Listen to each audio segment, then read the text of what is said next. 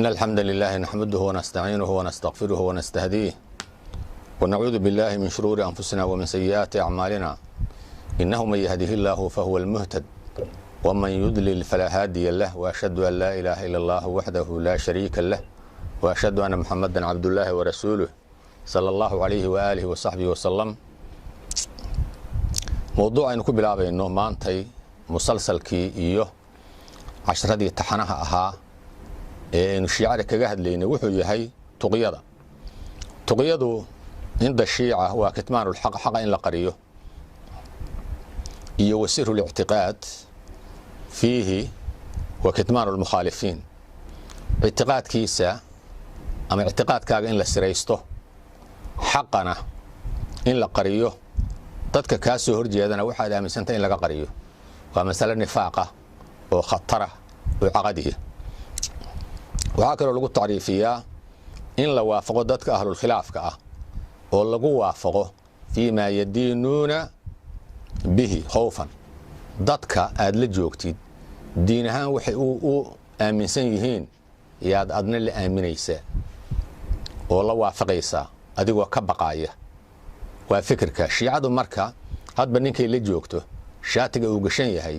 ay buudis haday u tagto buudis bay noqotaa sunna haday u tagto sunni bay iska dhigtaa yuhuudi haday yuhuudi bay iska dhigtaa hadba qofka la joogto shaatigiisa gashataa tuqi ahaan saas weey waana qarsadaan waxooda halkaas iskala dibirsan yihiin warkaasi wuxuu ku yaal kashkuul safxada 202 kulayna fi kitaabihi usul al-kaafi isaguna wuxuu yiri سوى موضوع كهضلاية التقية من دين ودين آبائي ولا إيمان لمن لا تقية له تقية هو الدين تيدا هو الدين تآبيالكي قف كان لحين تقينا الدين ماله ساسو يساقون قرآية وانك اللي يرهدو كليني ضيب سبب الغلو في أمر التقية يعود على اختفاء عيوبهم سببتا keentay tuqyada inay mabda aqadi iyo diiniga ka dhigtaan ceebtooda banaanka taal nimankan inay diin haysan islaamna dhammaan caalamka wixii aqli leh oo wuxuun diina ama ahlu kitaabka u badnaadeene way ogyihiin waxa inay haysan wax diina inay haysan way ogyihiin sida darteed ba caalamka islaami lagu dhakraayo Iran iyo Amerikaan baa iska soo horjeeda way isku dhifanayaan nuclear baa la isu haystaa waa la isdilayaa adduunka ma dhacayso Amerikaan iyo waxa la yiraahdo iyo Iran oo isdisha maxaa yeelay waa isku mabda waa isku fikir waa isku siyaasad waa isku dhagar waxa dabinka loo dhigayaa oo shaxda loo maleegaya dadka sunniga ah maalinta uu rabo xoogaa inuu ka urursado Amerikaanku dadka muslimiinta iyo carabta masaakiinta ah ayuu halka maraakiib iyo dayuurado iyo xoogaa soo dhigaa dayuurad baa la kaxshaayo hawada la gashaayo iyaga la sheer gareeyayo xabad baan soo kicinaynayo toogta oo kala tuura bes afar bay ku dhiftaan xabadaas ilaa way og yihiin soo ma jeedid saasa marka lagu xalliyo hawlahaas oo dhan waa dabin iyo dhagar dadka sunniga muslimiinta loo dhigo oo lagu baarto hadba xoogaa goortii jeebka iyo bangiiro ka martaan soo ma jeedid shiicada raafidada ah تعد أن الشيعة الرافضة تعد إمامة الخلفاء الثلاثة باطلة صدح خلفاء الراشدين كهري علي وحي كتريان باطل إن ينجري بكتريان علي بن أبي طالب أي أن إراهد علي بن أبي طالب ولها يسو وهم ومن بايعهم في عداد الكفار قورت الكفار تترين عيان كو وحي كدغان ددك علي بن أبي طالب كهري أو صحابة رسول الله أبو بكر وهريه مع أن علي رضي الله عنه بايعهم علي والله مبايعوه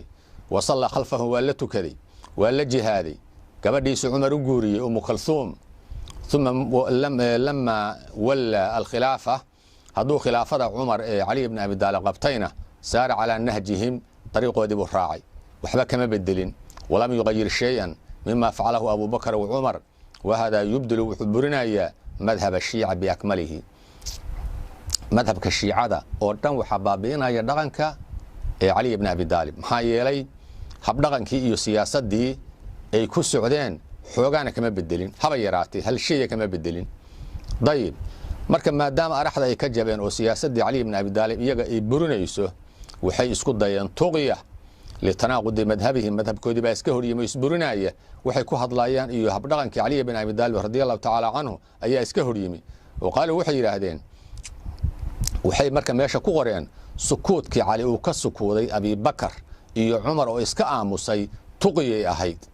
day hadda meel tuqyadii u geeyeen nifaaqii bay waxay saarayaan iyo diin la'aantoodii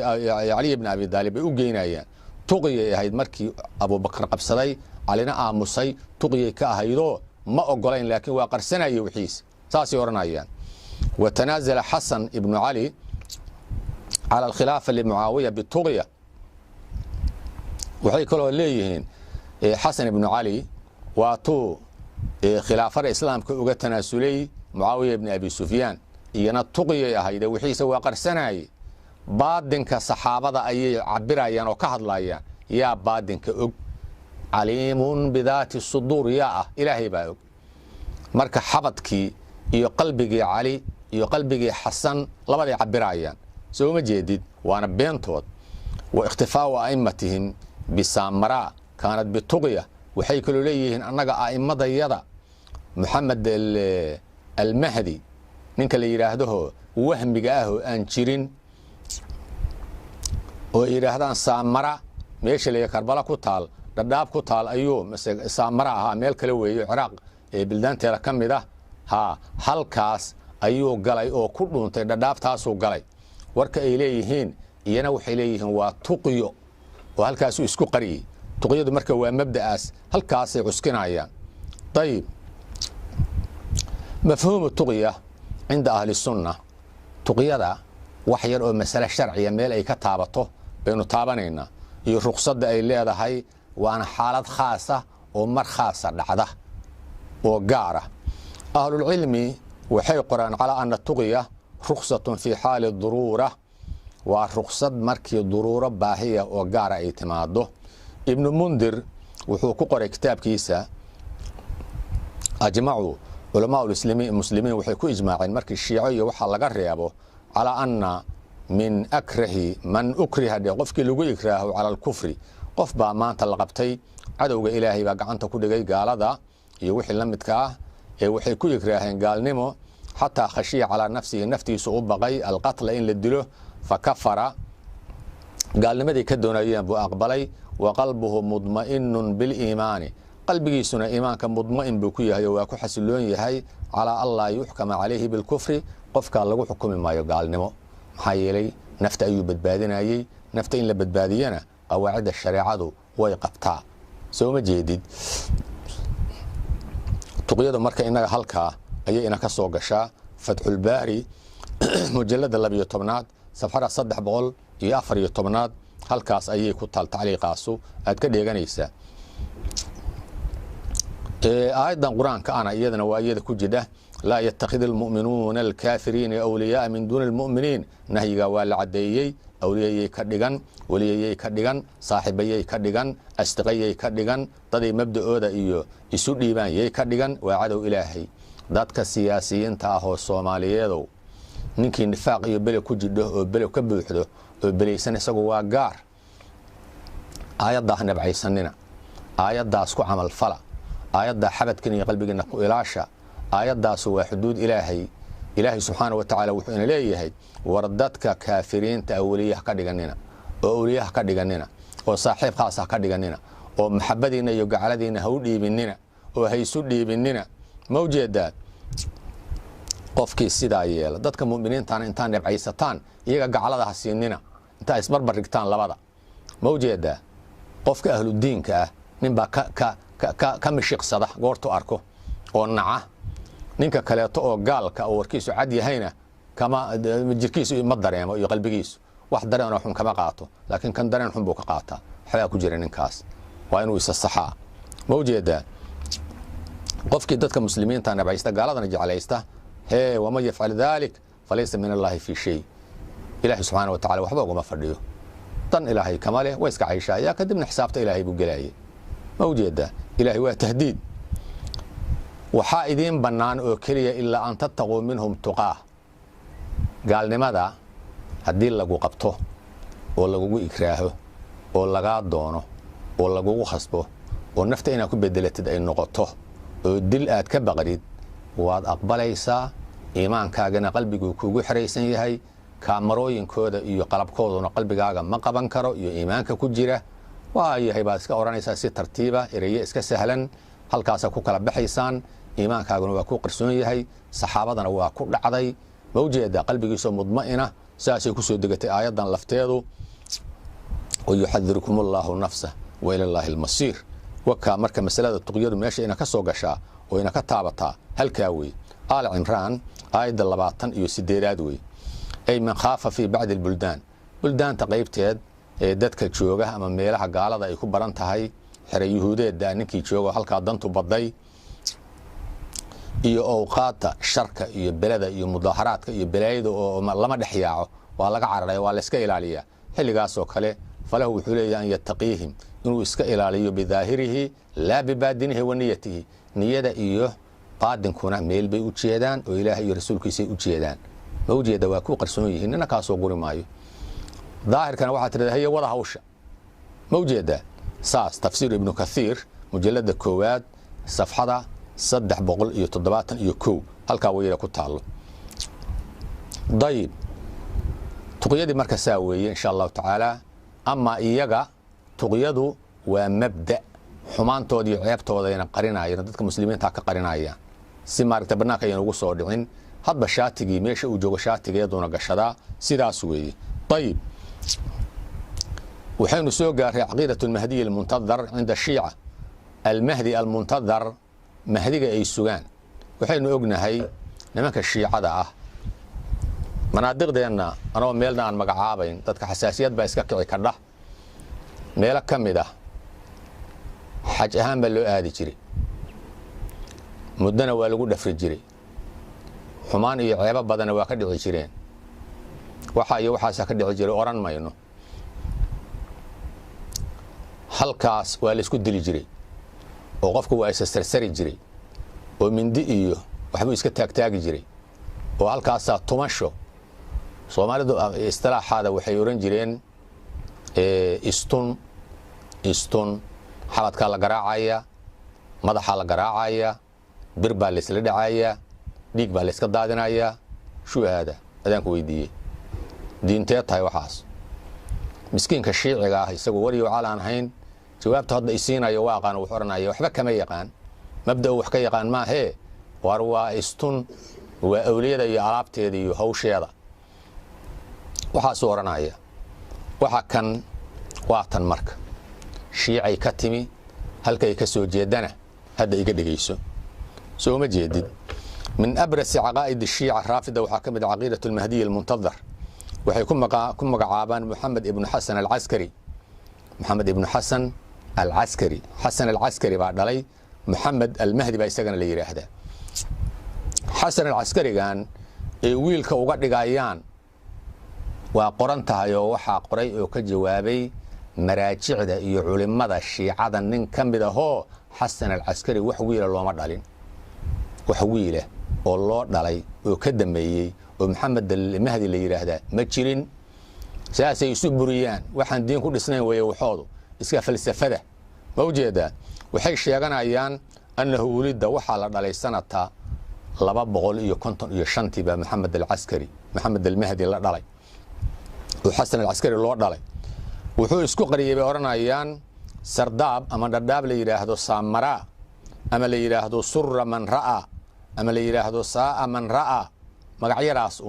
xilliga uu isqariyay waxay leeyihiin waa 265 waa 10 sano kadib isagoo ilmo yara halka isku qariyay dhadhaab yaa gala bani aadanka wax dhadhaab galay oo taariikhda ku jira awliyadii ilaahay iyo anbiyadii miyaynu soo aragnay maya weeye ma ujeedaa dhadhaabta marka waa ciqaab ilaahayna inama gasho